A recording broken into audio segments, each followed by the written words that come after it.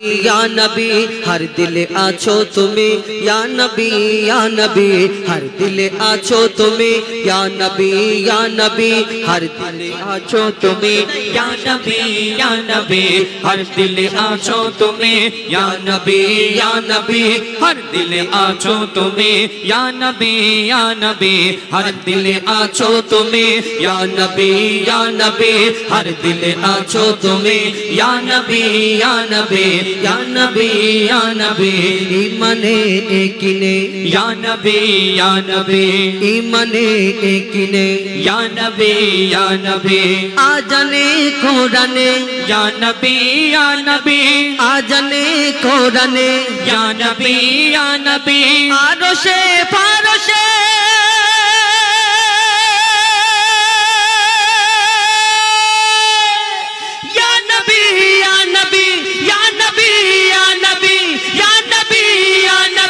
हर दिल आछो तुम्हें या नबी हर दिल आछो तुम्हें या नबी हर दिल आछो तुम्हें या नबी हर दिल आछो तुम्हें या नबी ईमाने एकिने या नबी ईमाने एकिने या नबी आजाने कोराने या नबी आजाने कोराने या नबी आरोशे फारोशे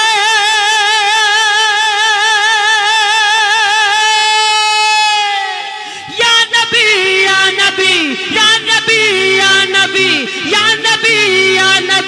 हर दिल आछो तुम्हें या नबी हर दिल आछो तुम्हें या नबी हर दिल आछो तुम्हें या नबी हर दिल आछो तुम्हें या नबी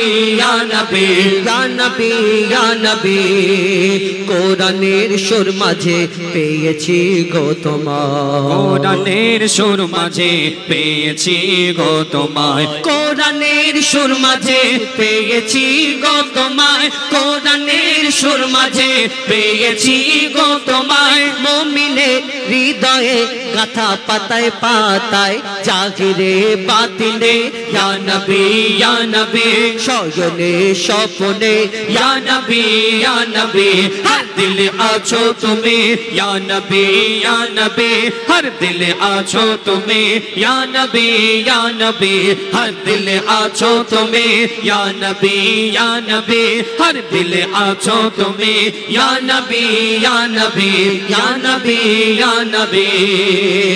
नूर के जुदा करे खुदा सिजिलो नबी তোমার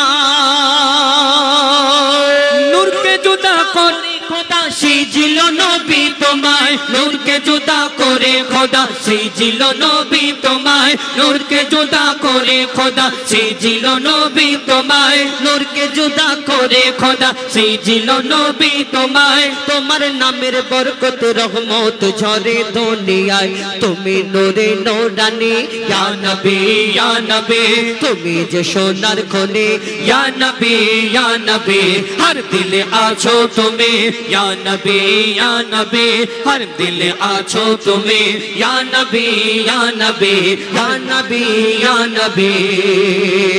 মুক্তামতি চাঁদি সোনা আমি কিছুই চাহি না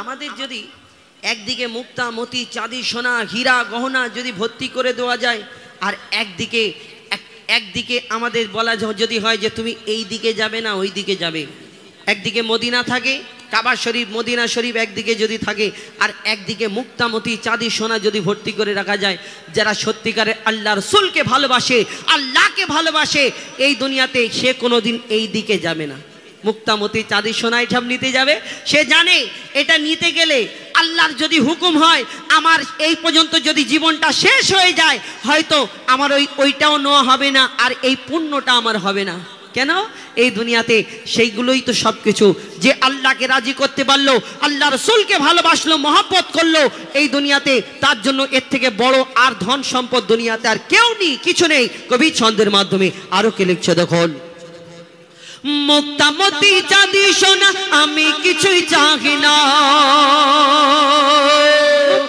মুক্তামতি চাঁদি সোনা আমি কিছুই চাহি না, মুক্তামতি চাঁদি সোনা আমি কিছুই চাহি না, মুক্তামতি চাঁদি সোনা আমি কিছুই চাহি না। নয়ন ভরে দেখবো শুধু সোনার ওই মদিনা, মুজিবুলের মন টানে ইয়া নবী ইয়া নবী তুমি ধ্যানে আর জ্ঞানে, ইয়া নবী ইয়া নবী হর দিলে আছো তুমি, ইয়া নবী ইয়া নবী হর দিলে আছো তুমি, ইয়া নবী ইয়া নবী হর দিলে আছো তুমি, ইয়া নবী ইয়া নবী হর দিলে আছো তুমি, ইয়া নবী ইয়া নবী হর দিলে আছো তুমি, ইয়া নবী ইয়া নবী হর দিলে আছো তুমি, ইয়া নবী ইয়া নবী হর দিলে আছো তুমি, ইয়া নবী ইয়া নবী হর দিলে আছো তুমি, ইয়া নবী ইয়া নবী ইয়া নবী ইয়া নবী ইয়া নবী ইয়া নবী ইয়া নবী ইয়া নবী। শুনুন আমার ভাইদের ফরমাইশ মোতাবিক গজল, এটা উর্দু গজল বলে, হ্যাঁ এটা উর্দু গজল বলি। তো এখন তারপরে ইনশাল্লাহ আমরা আপনাদের মনের মতো ঘটনামূলক গজল তুলে ধরব।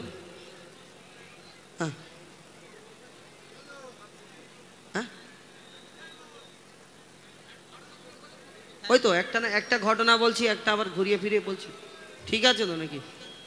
মা বড় মার লোক নেই তো, ওটা কালামকে লাগে। তো এখন আপনাদের সম্মুখে আমরা ঘটনামূলক গজল তুলে ধরলাম এবং আমার এখানে সবাইয়ের কি হলো, এখানে আমাদের বলা হয়েছে ঘটনা এবং সব রকম কবিতামূলক গজল সব রকম মিলিয়ে মিলিয়ে বলার জন্য, আর আমরা ওই রকমই প্রথম থেকেই গাচ্ছি। ইনশাল্লাহ আপনাদের আরও যদি কোনো অসুবিধা থাকে বলবেন, ইনশাল্লাহ আপনাদের মনের মতো কিছু গজল শোনানোর চেষ্টা করবে ইনশাল্লাহ। একটা ঘটনা আর একটা কবিতামূলক সব রকম শোনানোর চেষ্টা করব। এবং আমার ভাই যেটা ফরমাইশ করেছেন তুমি তৌহিদ ফুলের মালা, ওটা গাইবো ইনশাল্লাহ, গেয়ে শোনাবো এর শেষের দিকে, কেন গাইলে পালাবে, আমি ওই কারণে গাইবো না, একটুখানি পরে গাইবো। তো এখন ছোট্ট করে একটা ঘটনামূলক গজল তুলে ধরি আমার মা বোনেদের জন্য।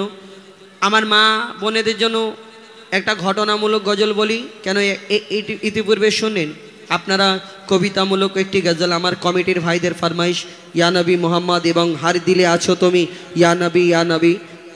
এখন আপনাদের সম্মুখে একটা গজল শোনাই মা ফাতেমার ঘটনা। মা ফাতেমার ঘটনা কি? হজরতে আলী কারামুল্লাহ ওয়াজহু আমরা সকলে জানি আল্লাহ রসুলের সাহাবা, আল্লাহ রসুলের জামাই, দয়ার নবী মা ফাতেমা, দয়ার নবী নন্দিনী, নবীর বেটি নবী নন্দিনী মা ফাতেমা, তার সঙ্গে বিয়ে হয়েছিল হজরতে আলী, আমরা সকলে জানি। কিন্তু এই হজরতে আলী এবং মা ফাতেমা তানাদের জীবনে অনেক ঘটনা শুনেছেন, কেঠুরিয়ার বিবি, কতজনে আবার ওই কি বলে ইহুদি নারী, অনেক ঘটনা। কিন্তু আমি তানাদের জীবনী থেকে একটা, হজরতে আলী এবং মা ফাতেমার জীবনী থেকে একটা ঘটনা আপনাদের সম্মুখে তুলে ধরবো। আমার এখানে মা বোনেদের ফায়দার জন্য মন দিয়ে শুনতে হবে, বুঝতে হবে। যদি আপনারা বোঝেন তাহলে এতে কিন্তু ফায়দা হবে, আর যদি মনে করেন না তোমরা তোমাদের বলে যাও আমরা আমাদের গল্প করব, তাহলে কিন্তু ফায়দা হবে না। আমি আপনাদের সম্মুখে তুলে ধরবো কিছু শিক্ষামূলক কথা সুরের মাধ্যমে। কি ঘটনা? একদিন হজরতে আলী যুদ্ধে যাবে, রেডি হচ্ছে, মা ফাতেমা তানা সব কিছু রেডি করে দিচ্ছে, ইন্তেজাম করে দিচ্ছে। করে দেওয়ার পরে মা ফাতেমা বলছে স্বামী গো আমার একটা আবেদন, একটা আবদার ছিল, যদি আপনি পূরণ করেন তাহলে খুশি হব। আপনি যখন যুদ্ধ থেকে ফিরবেন যদি সম্ভব হয় তাহলে আপনি একটা আমার জন্য একটা নতুন পোশাক নিয়ে আসবেন, নতুন জামা নিয়ে আসবেন। কেন? আমি যেইগুলো পরি, যেইগুলো ইউজ করি সেইগুলো একটুখানি খারাপ হয়ে গেছে। কেন? আমরা ঈদের সময়, আমার এখন ডিজিটাল যুগ, বর্তমানে নারীরা তো সব ডিজিটাল হয়ে যাচ্ছে। ঈদের সময় 4টে যদি জামা হয়, আবার স্বামীকে বলবে ওদের বউরা দেখেছে 5টা করে নিয়েছে, আমার 4টে হয়েছে, এরকম বলে। কিন্তু তানারা প্রয়োজনের বেশি নিতেন না। তো মা ফাতেমা তিনি যখন জামাটা চেয়েছেন তখন হজরতে আলীর মনটা একটু খারাপ হয়ে গেছিল। কেন? তানার কাছে তেমন কিছু ছিল না। তিনি চিন্তা করলেন যে আমার ফাতেমা আমার কাছে একটা জামা চেয়েছে, আমি নবীর বেটিকে বিয়ে করেছি, তেমন কিছু তো দিতে পারিনি, কিন্তু ফাতেমা আমার কাছে একটা জামা চাইলো, আর আমি যদি জামাটা না দিতে পারি সে তো কষ্ট পাবে। কিন্তু মা ফাতেমার তিনি ওই উদ্দেশ্যে বলেনি, তিনি বলেছেন আমার প্রয়োজন আপনি এনে দেবেন। কিন্তু হযরতে আলী এই কথাটা শোনার পরে তার মনটা একটু খারাপ হয়ে গেল, তিনি মন খারাপ করে যুদ্ধে চলে যায়। আর এইদিকে ইমাম হাসান ইমাম হুসাইনের ঘটনাটা সব দেখে আর তারপরে তানার নানার কাছে যায়, দয়ার নবীর কাছে গিয়ে যখন পৌঁছানোর পরে মা ফাতেমার কথা জিজ্ঞেস করে যে তোমার আম্মা তোমার আব্বু কি করছিল, কেমন আছে? তখন ওই ইমাম হাসান ইমাম হুসাইন বলে আজকে আমার আব্বা মনটা খারাপ করে যুদ্ধে গিয়েছে। কেন না, আমার আম্মু একটা জামা চেয়েছে। এই কথা শোনার পরে আমার দয়ার নবী হাউ হাউ করে কাঁদে, চোখ থেকে পানি ঝরে যায়। ফাতেমা এই কথা বলল আর ওর জন্য স্বামী কষ্ট পেয়েছে, এটা কেমন করে হয়, কি ঘটনা, মন দিয়ে শুনতে হবে। লিখছে দেখুন, স্বামীর মনে মা বোনেরা ব্যথা দিও না, আমার নবীর ঘোষণা ঘটনা শোনো মা ফাতেমার, ঘটনা শোনো মা ফাতেমার। স্বামীর মনে মা বোনেরা ব্যথা দিও না, আমার নবীর ঘোষণা ঘটনা শোনো মা ফাতেমার, ঘটনা শোনো মা ফাতেমার।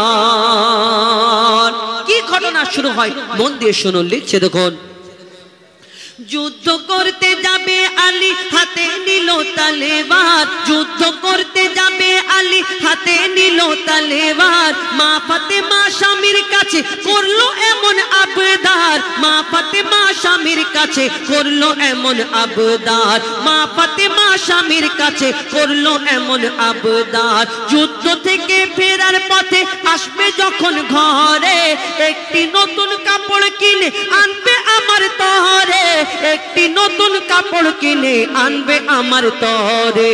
এই কথা শুনে হযরত আলী বড়ই দুঃখ পায়, এই কথা শুনে হযরত আলী বড়ই দুঃখ পায়। যদি আমি শহীদ হয়ে যাই কে আনবে বলো কাপড় তোমার, কে আনবে বলো কাপড় তোমার। স্বামীর মনে মা বোনেরা ব্যথা দিও না, আমার নবীর ঘোষণা ঘটনা শোনো মা ফাতেমার। হযরতে আলী দুঃখ নিয়ে যুদ্ধে চলে যায়, এইদিকে মা ফাতেমা নিজের কাজে ব্যস্ত। ইমাম হাসান ইমাম হোসেন ছুটে ছুটে নবীর দরবারে পৌঁছে যায় আর জিজ্ঞেস করে বলো তোমার আব্বা আম্মা কি করছিল, কেমন আছে? আর ইমাম হাসান ইমাম হোসেন ছোট্ট ফুটফুট করে বলে আমার আব্বু আজকে মনটা খারাপ করে যুদ্ধে গেল। না কেন? আমার আম্মু একটা জামা চেয়েছে, এই কারণে মনটা খারাপ। এই কথা শোনার পরে দয়ার নবীর চোখ থেকে পানি ঝরে। আমরা ডিজিটাল যুগের, এখন ডিজিটাল যুগ, মা বোনেরা অনেক উন্নত হয়ে যাচ্ছে, সমান সমান অধিকার চাচ্ছে। এই ডিজিটাল যুগের মা বোনেরা কত সুন্দর। আগেকারের নারীরা তবু একটু ভালো ছিল। আমার দাদিদের যুগে দেখতাম যদি স্বামী বাইরে থেকে কাজ থেকে ফিরতো, গামছা সামনে দিত, পানি ধরিয়ে আর সাইডে এরকম দাঁড়িয়ে থাকতো। কেন? আমার স্বামীর কি লাগবে প্রয়োজনটা মিটিয়ে দেবো। এখন ডিজিটাল যুগ, স্বামী যদি বিদেশ থেকে কাজ থেকে ফেরে, এইদিকে ওই স্ত্রী যদি কাজেতে একটু ব্যস্ত থাকে, কাজের চাপ থাকে, এসে জিজ্ঞেস করে হ্যাঁ গো কচির মা আমার লুঙ্গিটা কোথায়? আর যদি দেখা যায় যে ওইখানটা লুঙ্গিটা রাখা রয়েছে, শুধু এরকম করে তাকাবে, লুঙ্গির দিকে তাকাবে আর স্বামীর দিকে তাকাবে। আর তাকিয়ে কিছুক্ষণ পরে বলবে কেন তোমার চোখ নেই? ওখানে রয়েছে, চোখে 40 হয়েছে। বলো 40 বলো আর 80 বলো, ভিতরে যখন যাবে গুড়গুড় গুড়গুড় করে আওয়াজ হবে, বলবে আল্লাহ একবার ছেড়ে দাও, কোচির বাপের পা এমন ধরবো জীবন ভোর কেউ ছাড়াতে পারবে না। আমি যতক্ষণ না ক্ষমা চাইবো আমি ঠিক ক্ষমা চেয়ে আসবো। মনে করছো আল্লাহ তোমাকে ছেড়ে দেবে, যাও কোচির বাপের পা ধরে ক্ষমা চাও? অত সহজ না, মন দিয়ে শুনতে হবে। কবি ছন্দের মাধ্যমে লিখছে দেখুন, যুদ্ধ থেকে দুঃখ ভরা হৃদয় নিয়ে আলী গেল রনে, নানার কাছে ছুটে এলো হাসান হোসেন, নানার কাছে ছুটে এলো হাসান হোসেন। আব্বুর কাছে নতুন কাপড় চেয়েছে আম্মি জান, তাই আব্বুর মনটা খুবই খারাপ ছিল যে সে পেরেশান, আব্বুর মনটা খুবই খারাপ ছিল যে সে পেরেশান। এই কথা শুনে দয়াল নবীর কান্না থামে না, কি ভুল করলো ফাতেমা?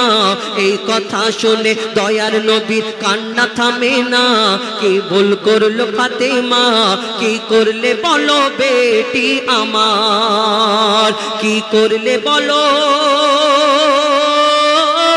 বেটি আমার স্বামীর মনে মা বোনেরা ব্যথা দিও না আমার নবীর ঘোষণা ঘটনা শোনো মা ফাতেমা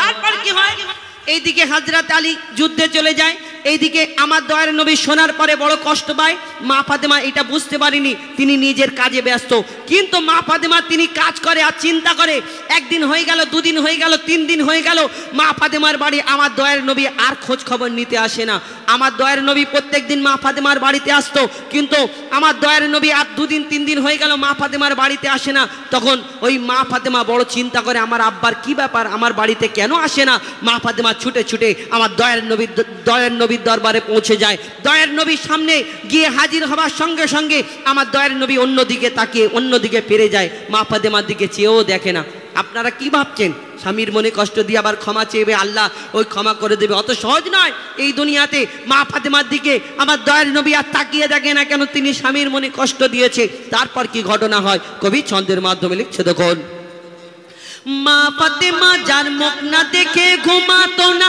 দয়ার নবীজি আমার যার মুখ না দেখে ঘুমাতো না দয়ার নবীজি আমার রাতের পরে রাত কেটে যায় মুখ দেখে না ফাতেমার রাতের পরে রাত কেটে যায় মুখ দেখে না ফাতেমার মা ফাতেমা ছুটে এলো আব্বা জানের কাছে মা ফাতেমা ছুটে এলো আব্বা জানের কাছে তবু বেটির মুখ দেখে না পেছন ফিরে আছে তবু বেটির মুখ দেখে না পেছন ফিরে আছে বলছে নবী ওগো বেটি বাড়ি চলে যাও বলছে নবী ওগো বেটি বাড়ি চলে যাও আগে স্বামীর কাছে ক্ষমা চাও তবে করবে ক্ষমা আল্লাহ আমার তবে করবে ক্ষমা আল্লাহ আমার স্বামীর মনে মা বোনেরা ব্যথা দিও না আমার নবীর ঘোষণা ঘটনা শোনো মা ফাতেমা মা ফাতেমা কাঁদতে কাঁদতে বাড়িতে চলে যায় দরজা বন্ধ করে দিয়ে স্বামীর আসার অপেক্ষা করে কখন আমার স্বামী আসবে আমি যতক্ষণ না ক্ষমা চাইবো আমার মনটা ছটফট করে হযরত আলী যখন ঘরে প্রবেশ করলেন যুদ্ধে থেকে ফিরলেন তখন পা দুটোকে জড়িয়ে ধরে মা ফাতেমা হাউ হাউ করে কাঁদে স্বামী গো তোমার মনে কষ্ট দেওয়ার কারণে আমার দয়ার নবী আমার প্রতি নারাজ আমার মুখ দেখিনি তাহলে তুমি যদি না ক্ষমা করো তখন সেই সময় হযরত আলী মা ফাতেমা ইমাম হাসান ইমাম হুসাইন 4 জন মিলে আমার দয়ার নবীর ঘরে চলে যায় সেইখানে কি ঘটনা এবং সেই দিন দয়ার নবী আমার মা ফাতেমাকে কি বলেছিলেন এই উম্মতের শিক্ষার জন্য শেষ কথায় লিখছে দেখুন যুদ্ধ থেকে হযরত আলী এলো যখন ঘরে যুদ্ধ হতে মাওলা আলী এলো যখন ঘরে যুদ্ধ হতে হযরত আলী এলো যখন ঘরে চাইছে ক্ষমা মা ফাতেমা পা দুটোকে ধরে চাইছে ক্ষমা মা ফাতেমা পা দুটোকে ধরে ক্ষমা করে দাও আমারে আর করব না এমন ভুল তোমার মনে ব্যথা দিলে ব্যথা পাই গো খোদার রাসূল স্বামীর মনে ব্যথা দিলে ব্যথা পাই গো খোদার রাসূল আলী ফাতেমা হাসান হোসেন নবীর কাছে যায় নবী মোর দেখে শান্তি পায় এমন ভুল কখনো করো না গো আর এমন ভুল কখনো করো না গো আর স্বামীর মনে মা বোনেরা ব্যথা দিও না আমার নবীর ঘোষণা ঘটনা শোনো মা ফাতেমা সবশেষে সেদিন আমার দয়ার নবী মা ফাতেমাকে উম্মতের শিক্ষার জন্য কি বলেছিল শেষ কথায় মন দিয়ে শুনতে হবে লিখছে দেখুন বলছে নবী আল আরাবী শোনো বেটি ফাতেমা আলী যদি আজ তোমাকে না করি তো ক্ষমা আলী যদি আজ তোমাকে না করি তো ক্ষমা আমি তোমার আব্বা তোমাকে ক্ষমা করতাম না স্বামীকে যে দুঃখ দেবে আমি তাকে চিনব না স্বামীকে যে দুঃখ দেবে নবী তাকে চিনবে না কেমন শিক্ষা দিয়ে গেল নবী দো জাহান শুনে রাখ মঈদুল ইসলাম বলছিল না মা ফাতেমার বলছিল না মা ফাতেমার স্বামীর মনে মা বোনেরা ব্যথা দিও না আমার নবীর ঘোষণা ঘটনা শোনো মা ফাতেমার ঘটনা শোনো মা ফাতেমা। একটা ঘটনামূলক গজল শোনালাম আমার এখানে দাদাদের অনুরোধ একটা ঘটনা একটা কবিতামূলক শোনানোর জন্য। যাই হোক এই ঘটনা থেকে আমাদের কিছু শিক্ষা নিতে হবে। এই ডিজিটাল